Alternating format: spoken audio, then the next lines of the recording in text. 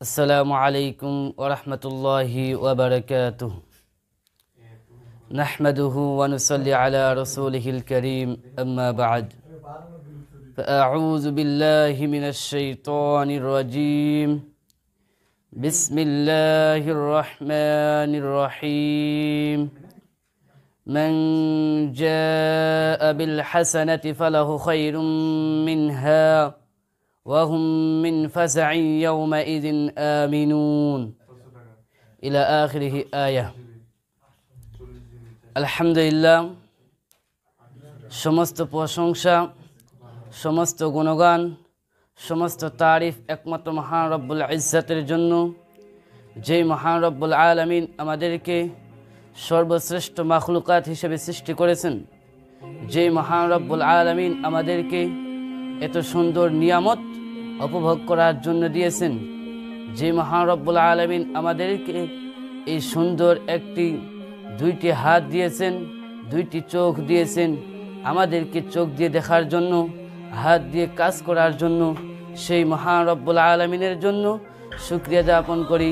সকলে বলি আলহামদুলিল্লাহ দরুদ সালাম বর্ষিত হোক মানবতার মুক্তির দূত সাইয়্যিদুল মুরসালিন খাতামুন নবিয়্যিন সর্বকালের সর্বযুগের সর্বশ্রেষ্ঠ মানব মুহাম্মদ সাল্লাল্লাহু আলাইহি ওয়াসাল্লামের উপর দরুদ সালাম বর্ষিত হতে থাকুক আমরা মুহাম্মদ সাল্লাল্লাহু আলাইহি ওয়াসাল্লামের উপর দরুদ পাঠ করি আল্লাহুম্মা সাল্লি আলাইহি আল্লাহুম্মা বারিক আলাইহি সম্মানিত সুপ্রিয় মুসলিম ও দ্বীনি ভাই বন্ধুগণ আজকের সংক্ষিপ্ত সময়ের আলোচ্য বিষয় হচ্ছে আল জাযাউ মিন জিনসিল আমাল অর্থাৎ যেমন কর্ম তেমন ফল ভালো কর্ম করলে আপনাকে ভালো কর্মের প্রতিদান দেওয়া হবে অনুরূপভাবে আপনি খারাপ কর্ম করলে আপনাকে খারাপ কর্মের প্রতিদান দেওয়া হবে আপনি এই দুনিয়ার বুকে হোক অথবা আপনার পৃথিবীর বুকে হোক অথবা আখিরাতের জীবনে হোক আপনি যেমন কর্মটি করবেন ঠিক তেমনই আপনাকে প্রতিফল দেওয়া হবে সেটা আখিরাতের জন্য হোক অর্থাৎ এবং দুনিয়ার জন্য হোক দুনিয়াতে যেমন আপনি কোনো কাজ করতে গেলে আপনি যেমনভাবে কর্ম করেন সেই দুনিয়ার কাজের জন্য ঠিক তেমনইভাবে আপনাকে প্রতিফল দেওয়া হয় কোনো চাকরি হোক কোনো সংসারী জীবনের কাজ হোক কোনো কৃষি কাজে হোক কোনো ক্ষেত খামারে হোক কোনো ব্যবসায়ী কাজে হোক আপনি যেমন আপনার শরীর চর্চার মাধ্যমে আপনি যেমন কর্মটা করেন আপনি ঠিক তেমনইভাবে সেই কাজের প্রতিফল পান ঠিক তেমনইভাবে সেই পরকালের জন্য সেই আখিরাতের জন্য আপনি যেমন ভালো কর্ম যেমন আমল করবেন ঠিক তেমনই আপনাকে প্রতিফল দেওয়া হবে এবং আপনি যদি কোনো খারাপ আমল করেন ঠিক অনুরূপভাবে আপনাকে খারাপ কর্মের প্রতিফল দেওয়া হবে আল্লাহ সুবহানাহু ওয়া তাআলা এই পৃথিবীটাকে সৃষ্টি করেছেন এই পৃথিবীটাকে সৃষ্টি করার পরিচালনা ব্যবস্থাপনার জন্য কিছু নীতিমালা রয়েছে যা অপরিবর্তনীয় প্রকৃত জ্ঞানী প্রকৃত বুদ্ধিমান ওই ব্যক্তি যেই মহান রব্বুল আলামিনের এই নীতিমালা সমূহকে স্বাভাবিকভাবে গ্রহণ করে মেনে নেয় এর কোনো বিরোধিতা করে না এর কোনো অমান্য করে না এর কোনো অবাধ্য হয় না একমাত্র সেই মহান রব্বুল আলামিনের নীতিসমূহকে আবশ্যক হিসেবে সে মেনে নেয় এই সেই মহান রব্বুল আলামিনের নীতিমালা সমূহের মধ্যে থেকে অন্যতম একটি মূল নীতি হচ্ছে আল জাযাউ মিন জিনসিল আমাল অর্থাৎ যেমন কর্ম তেমন ফল সুতরাং আপনি যেমন কর্মটি করবেন আপনাকে ঠিক তেমনই ফল দেওয়া হবে তবে কুরআন এবং সুন্নাহ হাদিস দ্বারা প্রতীয়মান হয়েছে যে আপনি যদি কোনো ভালো আমল করেন আপনার সেই ভালো আমলটাকে বেশি গুণে বাড়িয়ে দেওয়া হবে এবং যদি আপনি কোনো খারাপ কর্ম করেন সেই খারাপ কর্মটাকে আপনার ততটুকুই আপনাকে প্রতিদান দেওয়া হবে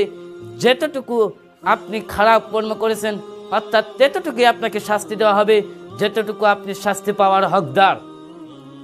এবং যারা সেই মহান রব্বুল আলামিনের কাছে সৎ আমল নিয়ে ভালো আমল নিয়ে যে আমল আল্লাহ সুবহানাহু ওয়া তাআলা পছন্দ করেন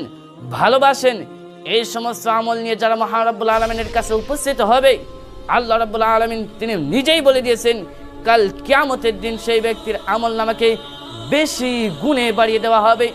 এমন কি তিনি বলে দিয়েছেন তাকে সেই কিয়ামতের দিন মানুষ সকলে ভয় ভীতির মধ্যে থাকবে, সেই ভয় ভীতি থেকে সে নিরাপদ থাকবে। এ ব্যাপারে মহান রব্বুল আলামিন পবিত্র কুরআনুল কারীমের মধ্যে ২৭ নম্বর সূরাতুন নামলের 89 নম্বর আয়াতের মধ্যে বলে দিচ্ছেন, মান জাআ বিল হাসানাতি ফালাহু খায়রুম মিনহা ওয়া হুম মিন ফাজাইন ইয়াউমাইযিন আমিনুন। হে মুসলিম ভাই, জেনে রাখুন আল্লাহ রাব্বুল আলামিন বলতেছেন, মান জাআ বিল হাসানাতি, যে ব্যক্তি কোনো সৎ আমল নিয়ে উপস্থিত হবে, যে ব্যক্তি কোনো ভালো আমল নিয়ে উপস্থিত হবে, সেই আমল তার থেকে বেশি বাড়িয়ে দেওয়া হবে। এবং বলতেছেন ফলে তারা যে উপস্থিত হবে আল্লাহ সুবহানাহু ওয়া তাআলার কাছে এই ভালো আমলগুলো নিয়ে, আল্লাহ সুবহানাহু ওয়া তাআলা ওয়া হুম মিন ফাজাইন ইয়াউমাইযিন আমিনুন, সেই কিয়ামতের দিন যে ভয়ভীতির স্থান রয়েছে কিয়ামতের দিন, সেই কিয়ামতের দিন সেই ব্যক্তি যারা আমল নিয়ে ভালো আমল নিয়ে উপস্থিত হবে তারা সেদিন নিরাপদ থাকবে। সম্মানিত দিনী বন্ধুগণ, জেনে রাখুন আপনি যদি কোনো সৎ কর্ম করেন, আপনি যদি কোনো ভালো আমল করেন, আপনি যদি কোনো মন্দ কর্ম থেকে বিরত থাকেন, আপনি যেই দিন মানুষ সকলে ভীত সন্তুষ্ট হয়ে যাবে, যেই দিন মানুষ কেউ কাকে চিনতে পারবে না, যেদিন মানুষ তার স্বামী তার স্ত্রীকে চিনতে পারবে না, স্ত্রী তার স্বামীকে চিনতে পারবে না, ছেলে তার পিতাকে চিনতে পারবে না, পিতা তার ছেলেকে চিনতে পারবে না, মা তার সন্তানকে চিনতে পারবে না, সন্তান তার মাকে চিনতে পারবে না, এমন অবস্থায় সেই ব্যক্তি আল্লাহ সুবহানাহু ওয়া তাআলার কাছে সেই ব্যক্তি নিরাপদ থাকবে, সে ব্যক্তি যদি ভালো আমল নিয়ে থাকে। সম্মানিত উপস্থিতি, আরেক আয়াতের মধ্যে এসেছে যে আপনার সেই আমলটাকে আরো 10 গুণে বাড়িয়ে দেওয়া হবে। এ ব্যাপারে মহান রব্বুল আলামিন 6 নম্বর সূরাতুল আনআমের 160 নম্বর আয়াতের মধ্যে বলে দিয়েছেন, মান জাআ বিল হাসানাতি ফালাহু আশরু আমসালিহা ওয়া মান জাআ বিস সাইয়্যাতি ফালা ইজজা ইল্লা মিসলাহা ওয়া হুম লা ইজলামুন। যে ব্যক্তি আমার কাছে অর্থাৎ মহান রব্বুল আলামিনের কাছে সৎ আমল নিয়ে ভালো আমল নিয়ে উপস্থিত হবে, আল্লাহ সুবহানাহু ওয়া তাআলা তার আমলটাকে 10 গুণে বাড়িয়ে দিবেন। এবং যে ব্যক্তি কোনো মন্দ কর্ম নিয়ে উপস্থিত হবে তাকে সেই মন্দ কর্মের অনুরূপ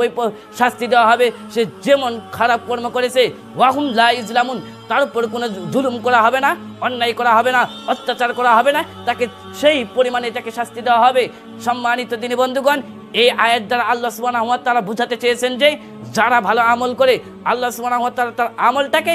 বেশি গুণে বাড়িয়ে দিবেন। এমন তারকে সে যেমন পরিমাণ খারাপ কর্ম করেছে ঠিক তেমনই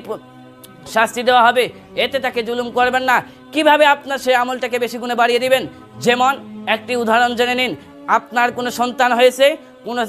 পিতার সন্তান, কোনো মায়ের সন্তান হয়েছে, সেই সন্তানকে যেমনভাবে ছোট্ট বাল্যকাল থেকে যখন তাকে লালন পালন করতে করতে যখন যেভাবে তাকে লালন পালন করতে করতে তাকে একজন যুবক অবস্থায়, একজন বৃদ্ধ অবস্থায় পৌঁছে দেওয়া হয়, ঠিক তেমনইভাবে আপনার আমলকে আল্লাহ সুবহানাহু ওয়া তাআলা বাড়াতে বেশি গুণে বাড়িয়ে দেন।